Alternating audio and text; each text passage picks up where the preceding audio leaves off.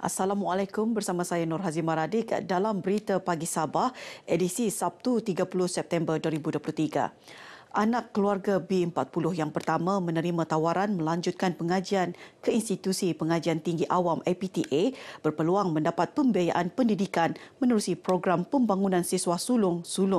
Program diperkenal Kementerian Pendidikan Tinggi KPT itu selaras usaha KPT mewujudkan jaminan akses pendidikan berkualiti, inklusif dan saksama yang dilaksana secara rintis mulai sesi akademik 2022-2023. Timbalan Menteri Pendidikan Tinggi Dato' Muhammad Yusof Abdal berkata, pelaksanaan program sulung bertujuan menyumbang kepada pembangunan modal insan yang inklusif dan menyokong transformasi sosial. Ia bagi membantu meningkatkan taraf sosioekonomi keluarga B40 ke tahap yang lebih baik agar dapat keluar daripada kepompong kemiskinan. Ini merupakan program khas di bawah Kementerian Pendidikan Tinggi yang telah kita wujudkan agak lama lah, lebih kurang 3-4 tahun yang lalu lah. Ya, dalam tujuan untuk kita memastikan kita dapat membantu lah keluarga-keluarga yang ada anak mereka berjaya masuk ke institusi pengajian tinggi. Dato' Muhammad Yusof berkata demikian semasa sesi ziarah dan penyerahan surat tawaran program sulung 2.0 kepada Krisentia Paul di Kampung Limbahau Papar yang akan melanjutkan pengajian ke Universiti Malaysia Sarawak UNIMAS sesi akademik 2023-2024. Krisentia yang melanjutkan pengajian dalam bidang perakaunan dikecualikan yuran universiti sepanjang 8 semester berjumlah 6,774. Sementara itu, Timbalan Naib Chancellor Hal Ehwal Pelajar dan Alumni UNIMAS, Profesor Insinyur Teknologis Dr. Al-Khalid Osman berkata, program sulung adalah bukti keprihatinan kerajaan menerusi KPT dalam membantu meringankan beban golongan sasar melanjutkan pengajian ke IPTA. Kita rasa bersyukur sangat kepada pihak KPT yang telah banyak membantu kita, pelajar-pelajar kita untuk menyambung dan juga meringankan beban mereka di universiti. Program sulung 2.0 melibatkan pembiayaan penuh kepada 75 pelajar dalam 6 bidang kompetitif di 8 IPTA. Jabatan Perikanan Sabah berhasrat menjadikan acara penuaian tagal sungai di kampung-kampung yang melaksanakan sistem tagal sebagai salah satu produk ekopelancongan. Bagi merealisasikan hasrat itu, Jawatankuasa Tagal khususnya yang telah menandatangani perjanjian persefahaman MOU dengan jabatan itu diminta mempromosikannya sebagai produk pelancongan. Sekarang ini tagal lebih dipromosikan sebagai bukan sahaja untuk meningkatkan ekonomi masyarakat yang di kawasan Tagal itu diadakan, juga kebanyakan Tagal ini seperti yang di Luantin ini dijadikan sebagai salah satu ekopelancongan. Dato' Joakim ditemui RTM selepas menyaksikan majlis menandatangani MOU antara Jabatan Perikanan Sabah dengan 9 jawatankuasa Tagal di daerah Ranau di Kampung Luanti Ranau. Menerusi MOU itu, Jabatan Perikanan akan memberi bimbingan kepada Jawatankuasa Tagal untuk memperkasa sekaligus mempromosikan Tagal sebagai destinasi pelancongan baharu di luar bandar. Setakat ini terdapat 600 Tagal di Sabah yang berpotensi dimajukan sebagai produk ekopelancongan termasuk Tagal di daerah Ranau. Kepelbagaian pesta yang diraikan semua suku kaum dilihat platform terbaik menyatukan dan mengeratkan perpaduan rakyat. Pembantu Menteri Kerja Raya Datuk Robert Tawik berkata, ini menguatkan lagi konsep Malaysia Madani sebagai teras keharmonian serta landasan kepada memacu pembangunan negara. Datuk Robert yang juga adun Bingkor berucap merasmikan Pesta Tanglung 2023 di Padang Bandaran Pekan Keningau. Jelasnya selain mengetahui makna penganjuran pesta seumpama ini kepada masyarakat lain, ia juga dapat mempromosikan produk pelancongan dan kraftangan tempatan sekaligus meningkatkan pendapatan sosioekonomi komuniti. Tambah beliau, penganjuran program oleh pertubuhan bukan kerajaan mahupun badan korporat dengan kerjasama agensi kerajaan dapat menyebarluaskan dasar-dasar kerajaan yang memberi manfaat kepada rakyat di semua peringkat. Umat Islam dinasihati untuk terus mencontohi akhlak dan kepribadian Rasulullah dalam kehidupan seharian. Esko Pendidikan dan Hal Ehwal Agama Islam Sabah, Datuk Dr. Muhammad Arifin Muhammad Arif berkata, langkah itu bukan sekadar mengangkat martabat ummah, malah secara tidak langsung menjadi pendorong untuk melakar kejayaan dalam kehidupan. Dalam masa sama, Datuk Arifin mahu umat Islam mengambil pengajaran dan teladan daripada sejarah hidup Rasulullah sebagai inspirasi dan pedoman hidup untuk kebahagiaan di dunia dan akhirat. Beliau ditemui RTM selepas forum Anjung At-Taqwa Sabah FM bertajuk Rasulullah sallallahu alaihi wasallam Qudwah sepanjang zaman di Masjid Negeri Kota Kinabalu.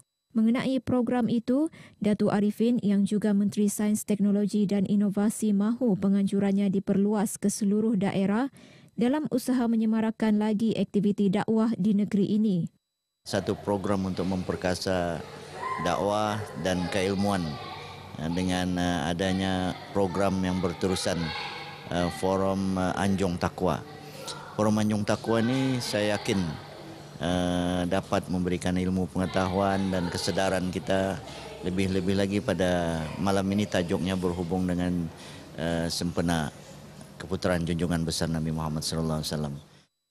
Forum dihoskan Timbalan Pengarah Hal Ehwal Islam, Jabatan Hal Ehwal Agama Islam Negeri Sabah Jahins, Ustaz Awang Juri Awang Tahir ini melibatkan 3 panel jemputan iaitu Timbalan Mufti Kerajaan Negeri Sabah Datuk Abdul Manap Lakariba, Pengarah Pusat Islam Universiti Malaysia Sabah Ustaz Dr. Sarif Abdul dan Penolong Pengarah Kanan Unit Komunikasi Strategi Korporat dan Inovasi JAKIM Cawangan Sabah Ustazah Nordiana Alwi. Suruhanjaya Pencegahan Rasuah Malaysia SPRM akan memastikan peruntukan penyelenggaraan kecil khususnya melibatkan tandas sekolah di Sabah disalurkan dengan teratur yang selaras hasrat kerajaan untuk memberi keselesaan kepada warga pendidik dan pelajar. Pengarah SPRM Sabah, Datuk S. Karunaniti berkata, pihaknya juga akan bekerjasama rapat dengan Jabatan Pendidikan Negeri Sabah dan pihak berkuasa tempatan PBT untuk memantau peruntukan RM91 juta melibatkan 1,100 sekolah digunakan dengan sebaiknya. Kita juga akan mengadakan perjumpaan dengan lain-lain supaya memastikan dana ini dibelanja dengan secara teratur tanpa sebarang perkara-perkara yang tidak diingini, memberikan nasihat kepada mereka yang terlibat khususnya sebagai agensi pelaksana. Datuk S. Karunaniti bercakap kepada RTM dalam program apresiasi rakan strategik SPRM Cawangan Sandakan di Wisma Kastam Sandakan. Tambahnya, Ketua Jabatan perlu memainkan peranan penting meningkatkan budaya integriti dalam kalangan kaki tangan awam dan masyarakat untuk membasmi gejala rasuah. Dalam majlis ini turut disampaikan sijil penghargaan kepada pegawai cemerlang dan rakan strategik SPRM. Program Komuniti Plastik Recycling Workshop Anjuran Meraki Daat Sabah Inisiatif meningkatkan kesedaran tentang penjagaan alam sekitar dalam kalangan masyarakat. Usaha itu juga bagi merealisasikan hasrat menjadikan perkampungan sebagai sebuah pusat ekopelancongan mampan dan mendidik masyarakat setempat memanfaatkan bahan buangan sampah sebaik mungkin. Memang projek kami adalah untuk buat ekotourism kan. So ekotourism ni mesti ada barang yang kaitan dengan environment. So hari ini kita buat pavement ni adalah the first pavement in any kampung. So we're very proud of it yang ada bahan sisa plastik yang sudah kena kitar. Kami sudah kutip and then also di Tanjung Aru kami ada buat gotong royong as well, right? So then kami sudah shred it di likas. Michelle ditemui media semasa program Community Plastic Recycling Workshop bersama Miss International Malaysia 2023 MIM 2023 di Kampung Tanjung Aru, Kota Kinabalu. Sementara itu, Pemimpin Pembangunan Masyarakat Tanjung Aru, Muhammad Ridwan Akli, menyokong penuh penglibatan dan jalinan kerjasama berterusan badan bukan kerajaan NGO dalam program seumpama. Program bersama Meraki Daat Sabah Inisiatif ini agak berlainan kerana mereka terus menunjukkan cara-cara untuk recycle sampah-sampah sarap ini dan dijadikan dan dicampur dengan simen dan pasir dan batu untuk dijadikan satu simen untuk membuat membuat kegunaan-kegunaan. So aktiviti ini adalah sangat membantu untuk penduduk di sini. Kita mau semaikan 3R dalam hidup kita semua. So ini adalah sangat bermanfaat kepada semua kita. Lebih 50 orang terdiri kru dan finalis MIM 2023, UPPM Tanjung Aru, Tres Hero KK, SEAG serta penduduk kampung Tanjung Aru terlibat bengkel sehari berkenaan. Setiap penderma darah mempunyai pengalaman berbeza ketika pertama kali menderma darah. Namun perasaan ingin membantu golongan memerlukan menjadi kekuatan untuk menderma darah. Ia diakui sendiri beberapa penderma darah yang ditemui RTM sempena kempen derma darah anjuran Pejabat Dewan Undangan Negeri Dun Kapayan di Penampang. Kawan panggil saya datang. So far feeling okay. 希望大家一起来捐血，帮助更多需要的人。 Tidak semestinya kita perlu menderma pada hari-hari tertentu, tapi sebaiknya orang ramai juga sebenarnya boleh ke hospital cari bahagian tabung darah untuk sama-sama membantu tabung darah hospital kita sendiri supaya bekalan darah itu mencukupilah untuk masyarakat kita yang memerlukan seperti persatuan thalassemia dan untuk hal-hal kecemasan seperti kemalangan, mungkin ibu bersalin. Saya adalah penderma baru pertama kali menderma darah. Marilah kita bersama-sama membantu mereka yang memerlukan darah. Kita membantu bersama-sama mereka dalam masyarakat ini. Pengalaman saya yang ini kali pertama lah. Seumur hidup saya. First kali saya tergerak hati lah mau menderma hari ini. Kalau boleh, saya boleh tolong orang lah. Special dia macam kita bantu banyak orang lah. Kita datang sama mak kita lah. Kalau mak kita pun sebelum ni dia tak cukup darah.